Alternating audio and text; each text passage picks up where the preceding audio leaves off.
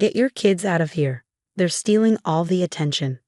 My sister-in-law Amanda's scream cut through the cheerful baby shower chatter, leaving the room in stunned silence.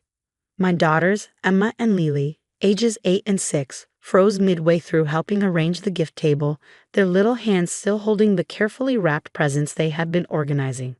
My name is Julia, and I never thought I'd see my sister-in-law publicly melt down over my children simply being themselves.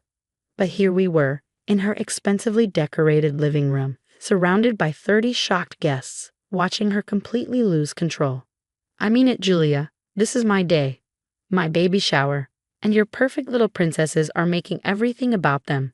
Amanda's face was red, her hands shaking as she pointed at my girls. Everyone's talking about how cute they are, how helpful they are. I can't take it anymore. I looked at my daughters, dressed in the simple sundresses they had picked out themselves, their dark curls neatly braided. They weren't doing anything wrong. They had just been quietly helping set up, the way they always did at family gatherings. My mother-in-law had asked them to help arrange the presents, and they had been doing so with care and enthusiasm. Amanda, I said calmly, moving to stand between her and my children. They're just helping with the gifts. That's all. That's all. She laughed bitterly. Did you hear Mrs. Peterson going on about how well-mannered they are? And Mrs. Roberts asking if they take etiquette classes? They're making my future baby look bad already. The absurdity of her statement, comparing her unborn baby to my children, might have been funny if it weren't so concerning. I could see Emma and Lily shrinking behind me, confused and hurt by their aunt's outburst. Mandy, honey, my mother-in-law Sarah, step forward, you're being ridiculous. The girls are just. Don't tell me I'm being ridiculous. Amanda cut her off. This is exactly what she does, bringing those perfect little dolls to every family event, making everyone else look bad. Well, not today. This is my special day. I felt a small hand slip into mine and looked down to see Lily's eyes welling with tears. That was it. I could tolerate Amanda's jealousy when it was directed at me, but seeing my daughter cry crossed the line. Girls, I said softly, go get your coats. We're leaving. Yes, get out, Amanda shouted, and take your little Chopanis with you. The room erupted in murmurs of disapproval.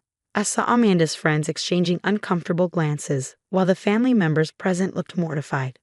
My mother-in-law started to protest, but I shook my head slightly. There was no salvaging this situation. As we walked to the door, Emma turned back and placed the small gift bag she had been holding on the side table. We made you something for the baby, Aunt Amanda, she said quietly. I hope your baby likes it. The simple dignity in my daughter's voice made several guests tear up. Even Amanda seemed taken aback for a moment, though she quickly masked it with another scowl.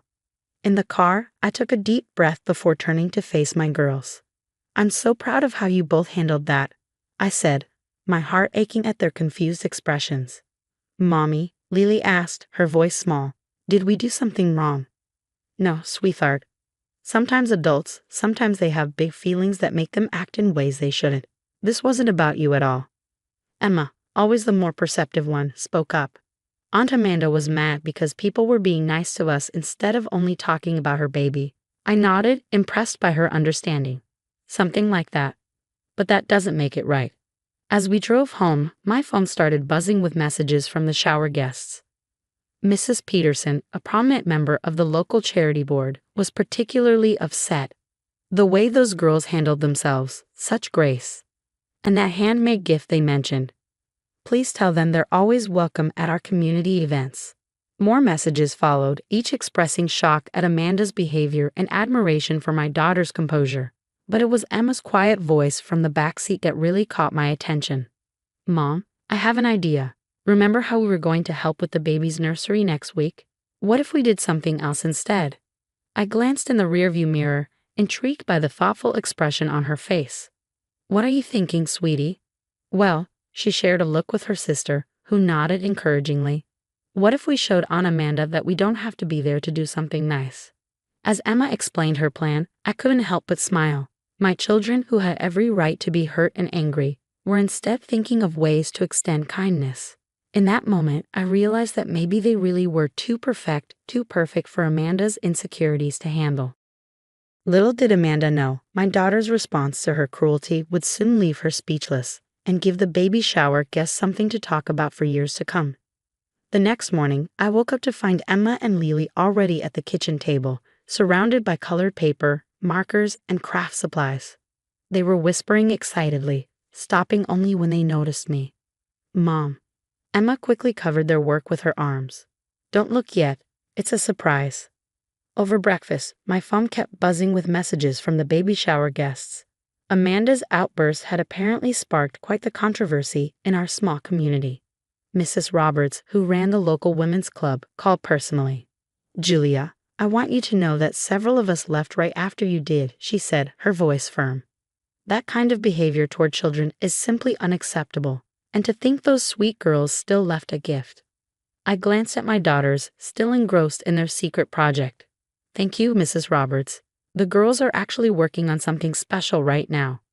Of course they are, she chuckled. Those two never let negativity stop them, do they?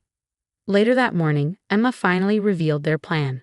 They wanted to create a welcome baby book for their future cousin, filled with drawings, advice from kids their age, and little notes of encouragement. But they didn't want to do it alone. Can we ask our friends from school to help? Lily asked, bouncing with excitement. Like a big community project. I hesitated, worried about drawing more attention and potentially making things worse with Amanda. But looking at their eager faces, I realized they weren't trying to show up their aunt. They genuinely wanted to do something nice for their cousin. Okay, I agreed, but let's keep it simple. Simple, as it turned out, wasn't in the cards. When Emma mentioned their idea at school on Monday, it took on a life of its own. Their classmates were excited to contribute, then their parents heard about it, and suddenly, the project became much bigger than we had anticipated. Mrs. Peterson, who'd been at the shower, offered to help coordinate through her charity network. Let the community show what real kindness looks like, she said with a meaningful look. Within days, contributions started pouring in. Children from both girls' classes made drawings and wrote messages. The local bookstore offered to professionally bind the book. The art teacher helped organize the layouts. Even the school principal contributed a letter about the importance of family. Meanwhile, my mother-in-law, Sarah, called with updates about Amanda. She's been crying off and on, she sighed. Says nobody understands how hard this is for her, being compared to your girls all the time. I tried to tell her she's the only one making comparisons, but she paused. The girl's gift bag is still sitting unopened on her table. I felt a twinge of sadness for Amanda, even after everything. The girls are working on something special for the baby, I said carefully. I hope she'll be in a better place to receive it when it's done. They're what? Sarah's voice cracked, even after how she treated them. It was their idea, I replied, watching Emma and Lily at the dining room table, carefully sorting through the latest batch of contributions.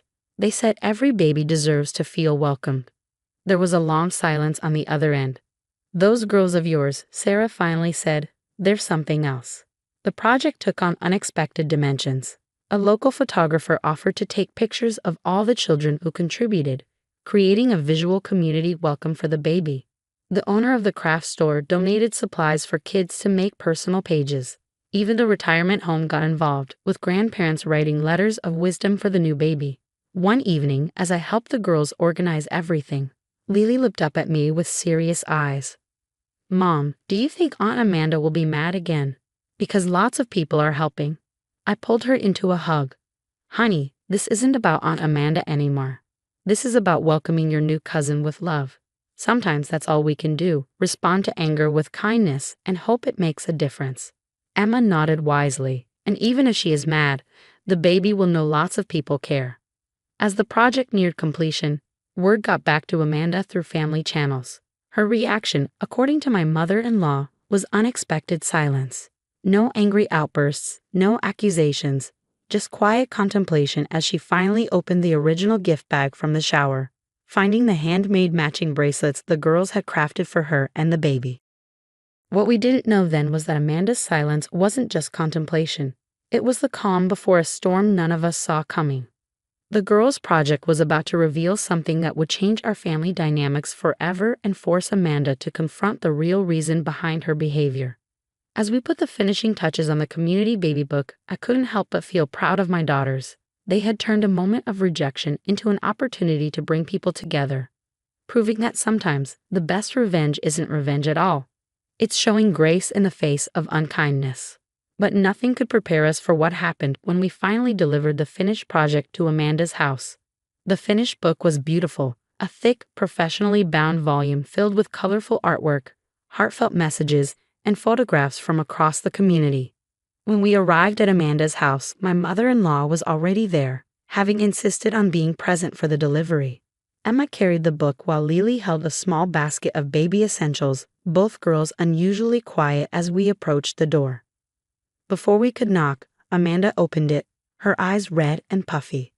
"I saw you pull up," she said softly, so different from her shower outburst that I almost didn't recognize her voice. "Come in." The living room was exactly as we'd left it after the shower, decorations still hanging limply from the walls. But something was different. Spread across the coffee table were dozens of photos and newspaper clippings. "I need to show you something," Amanda said, gesturing to the table. After what happened, I finally opened your girl's gift. Those matching bracelets." She touched her wrist, where she was wearing one of them. "They made me remember these." The photos showed a young Amanda with another little girl, both wearing similar friendship bracelets. They were beaming in every shot, clearly inseparable. "That's my sister." Amanda's voice cracked.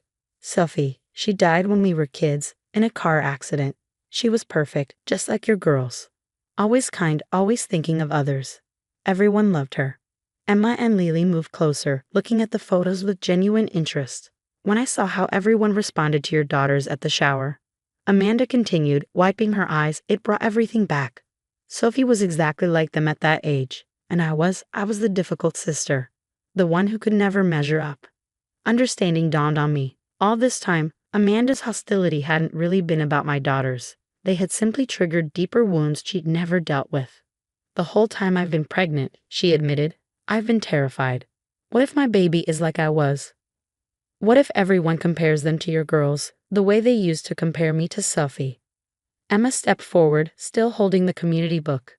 "But Aunt Amanda, being different isn't bad. Look at what we made." As Amanda opened the book, her hands trembling, she found not just children's artwork, but a community's worth of love and acceptance. Each page carried messages about uniqueness, about how every baby is special in their own way. "We asked everyone to write about what makes them different," Lily explained proudly, "because that's what makes people interesting." Amanda's tears fell onto the pages as she read message after message. The local librarian wrote about being shy as a child, but finding her voice through books. A retired teacher shared how she overcame a learning disability to help other struggling students. Even a school principal contributed a story about being the difficult child who grew up to nurture other challenging kids. "You see," Emma said, with the wisdom only children seem to possess, "your baby doesn't have to be like anyone else. They just have to be themselves." Amanda broke down completely then, pulling both girls into a hug. "I'm so sorry," she sobbed. "I've been so awful to you both. I was so caught up in my own past that I couldn't see what amazing nieces I had." My mother-in-law, who had been quietly watching, finally spoke up. "Maybe this baby is your chance to heal, Mandy, to give them what you needed, acceptance for exactly who they are." Over the next hour, Amanda shared more about Sophie, showing the girls pictures and telling stories. For the first time, I saw her not as my difficult sister-in-law, but as someone who carried deep pain for far too long. As we prepared to leave, Amanda stopped us. "Wait," she said, reaching for something behind the couch. It was a bag from an expensive baby boutique. "I got these last week. I was too ashamed to give them to you." Inside were 2 best cousin ever t-shirts, sized perfectly for Emma and Lily. "I thought maybe we could start over." Amanda asked hesitantly. "I'd really like my baby to have cousins like you." The girls immediately put on their shirts, beaming with the kind of forgiveness that only children can offer so freely. As we drove home, I realized that sometimes the biggest gifts come wrapped in the hardest packages. My daughter's response to unkindness had not only helped heal old wounds, but had also brought our community together in unexpected ways. 3 months later, when Amanda's daughter was born, she named her Stuffy. The community baby book sits in a place of honor in the nursery, a reminder that every child is perfect exactly as they are, and that sometimes The very things that trigger our deepest pains can also lead to our greatest healing.